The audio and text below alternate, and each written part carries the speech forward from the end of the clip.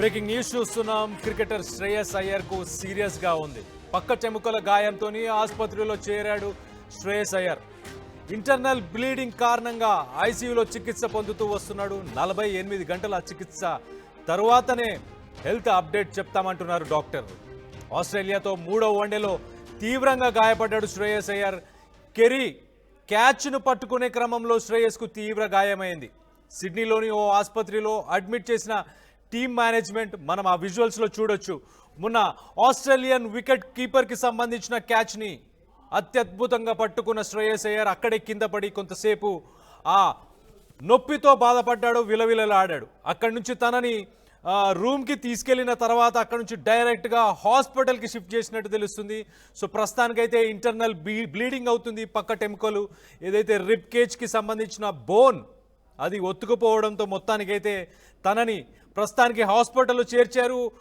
ఒక 48 గంటలు గడిచిన తర్వాత కానీ మేము అతని పరిస్థితి ఏంటనేది చెప్పగలుగుతాము అని చెప్పేసి డాక్టర్స్ అయితే చెప్పుకొస్తున్నారు. ఒక రకంగా team India vice captain Shreyas Iyer ఆస్ట్రేలియాతో జరిగిన 3వ వన్డే మ్యాచ్లో క్యాచ్ పట్టుకునే క్రమంలో తీవ్రంగా గాయపడిన సంగతి మనందరికీ తెలిసిందే. కానీ పక్కటెముక గాయం కారణంగా వెంటనే గ్రౌండ్ వీడిన శ్రేయస్ అయ్యర్ డ్రెస్సింగ్ రూమ్కి తిరిగి వచ్చిన కొద్దిసేపటికే ఆయన సిడ్నీలోని ఒక ఆసుపత్రిలో ఆయన జాయిన్ అయినట్టు తెలుస్తుంది. ఇటు వైద్య పరీక్షల్లో శ్రేయస్కి ఇంటర్నల్ బ్లీడింగ్ అంటే ఇంటర్నల్గా బ్లీడింగ్ అవుతున్నట్టు గుర్తించారు డాక్టర్లు. అతడికి ఇంటెన్సివ్ కేర్ యూనిట్ ఐసీయూలో జాయిన్ చేసి చికిత్స అందిస్తున్నట్టు తెలుస్తుంది. ఇటు శ్రేయస్ అయ్యర్ 2 రోజులుగా ఐసీయూలోనే ఉన్నాడు. రాబోయే 48 గంటల్లో మరి బ్లీడింగ్ తగ్గితే కానీ అతని పరిస్థితి ఏంటనేది చెప్పలేమంటున్నారు డాక్టర్లు. ఒక రకంగా చాలా సీరియస్ సిట్యుయేషన్, సీరియస్ పొజిషన్లో ప్రస్తుతానికి టీమిండియాకు సంబంధించిన వైస్ కెప్టెన్ ఉన్నట్టు తెలుస్తుంది. అతడి ఆరోగ్యం దృష్ట్యా ఉంచుకొని రెస్ట్ సమయాన్ని పెంచే అవకాశం ఉన్నట్లు తెలుస్తుంది. సో మొత్తానికైతే చాలా సివియర్ ఇంటర్నల్ బ్లీడింగ్ అవుతుంది. ఒక 48 అవర్స్ గడిస్తే కానీ చెప్పలేము మేము ఏంటి పరిస్థితి అని చెప్పేసి డాక్టర్స్ చెప్పుకొచ్చారు. ఇటు 3వ వన్డేలో కూడా శ్రేయస్ అయ్యర్ అద్భుతమైన ఫీల్డింగ్తోని అబ్బురపరిచాడు మమ్మల్ని. సో మనం చూస్తే శనివారం జరిగిన వన్డే మ్యాచ్లో అయ్యర్ పట్టిన స్టన్నింగ్ క్యాచ్కి సంబంధించి విజువల్స్, ఆ విజువల్స్ ఏవైతే చూడొచ్చు మనం.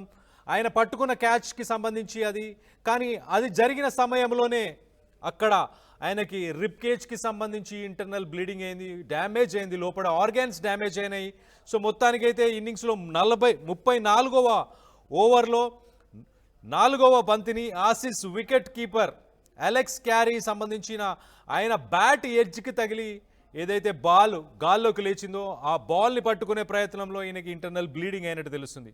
సో అసలు ఛాన్సే లేదు, ఇలాంటి క్యాచ్ పట్టుకోలేరు అనుకున్న క్యాచ్ని, అలాంటి బాల్ని, అలాంటి క్యాచ్ని ఆయన పట్టుకొని మొత్తానికైతే ఆస్ట్రేలియా వికెట్ కీపర్ వికెట్ని తీసేశాడు. సో మొత్తానికైతే డైవ్ చేసినప్పుడు అతని భుజం నేలకి గట్టిగా తాకడంతో దీనిపై గ్రౌండ్లోనే ఆయన నొప్పితో కాసేపు విలవిల్లాడాడు. నొప్పి ఎక్కువగా ఉండడంతో గ్రౌండ్ వదిలి వెళ్ళాడు. కానీ ఆసీస్తో తొలి వన్డేలో మనం ఒక్కసారి చూస్తే కనుక ఫస్ట్ వన్డే మ్యాచ్లో అంతగా పర్ఫామ్ చేయలేదు. కానీ సెకండ్ వన్డే మ్యాచ్కి వచ్చేసరికి ఆయన సెంచరీ పూర్తి చేశారు. దాని తర్వాత గత ఏడాది కూడా మనం చూస్తే ఒక్కసారి శ్రేయస్ అయ్యర్ కెరియర్లో ఆయన లాస్ట్ ఇయర్ కూడా ఇలానే గాయాలతో ఇబ్బంది పడ్డాడు. ఇంగ్లాండ్తో జరిగిన టెస్ట్ సిరీస్లో బ్యాక్ పెయిన్, ఒక స్పైన్కి సంబంధించిన వెన్ను నొప్పి కారణంగా ఆయన మ్యాచ్ మధ్యలోనే వైదొలగాల్సి వచ్చింది ఆ టోర్నమెంట్ జరుగుతున్న సమయంలో. తర్వాత రెస్ట్ తీసుకుని దాని తర్వాత రంజీ మ్యాచ్లకు కూడా దూరంగా ఉన్నాడు. మొత్తానికైతే స్వల్ప విరామం తీసుకొని మళ్ళీ ఇంగ్లాండ్ సిరీస్ అలాగే ఛాంపియన్స్ ట్రోఫీకి కోసం ఆయన వన్డేలకు సెలెక్ట్ అయ్యి మొత్తానికైతే పర్ఫామ్ చేస్తున్నాడు అనుకున్న సమయంలో ఇలా జరిగింది. ఒక రకంగా మనం చూస్తే శ్రేయస్ అయ్యర్కి సంబంధించి ఒక్కసారి మనం చూస్తే కనుక 30 ఇయర్స్ ఏజ్, ఆయన 1994లో జన్మించాడు. ముంబైకి సంబంధించిన పర్సన్ అని చెప్పుకోవచ్చు. రైట్ హ్యాండ్ బ్యాట్స్మెన్, ఒక రకంగా టాప్ ఆర్డర్ బ్యాట్స్మెన్ అని చెప్పుకోవచ్చు. చాలా బాగా పర్ఫామ్ చేస్తాడు, చాలా అగ్రెసివ్గా ప్లే చేయడం, అలాగే హాఫ్ సెంచరీస్ కానీ తొందరగా ఫినిష్ చేయడం ఆయన స్టైల్. సో ఇప్పుడు ఆస్ట్రేలియాకి సంబంధించిన ట్రై సిరీస్కి సంబంధించిన మ్యాచ్కి కూడా వైస్ కెప్టెన్గా వెళ్ళాడంటే ఆలోచించండి.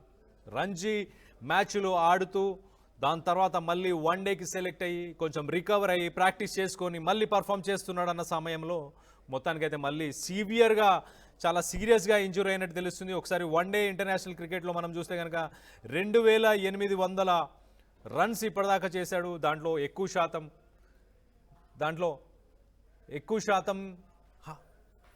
శాతం హాఫ్ సెంచరీస్ అలాగే సెంచరీస్ కూడా చేసినట్టు తెలుస్తుంది. సో మొత్తం మీద వైస్ కెప్టెన్గా, ఒక టాప్ ఆర్డర్ బ్యాట్స్మెన్గా, ఒక టాప్ పర్ఫార్మర్గా ఉన్న శ్రేయస్ అయ్యర్కి మాత్రం ప్రస్తుతానికి ఆస్ట్రేలియాలోనే అక్కడే ఒక హాస్పిటల్లో అడ్మిట్ అయ్యాడు. సివియర్ బ్లీడింగ్ అవుతుంది, ఇంటర్నల్గా ఆర్గాన్స్ కొంత డ్యామేజ్ అయ్యాయి. 48 గంటలు గడిస్తే కానీ అతని పొజిషన్ ఏంటో చెప్పలేమంటున్నారు డాక్టర్.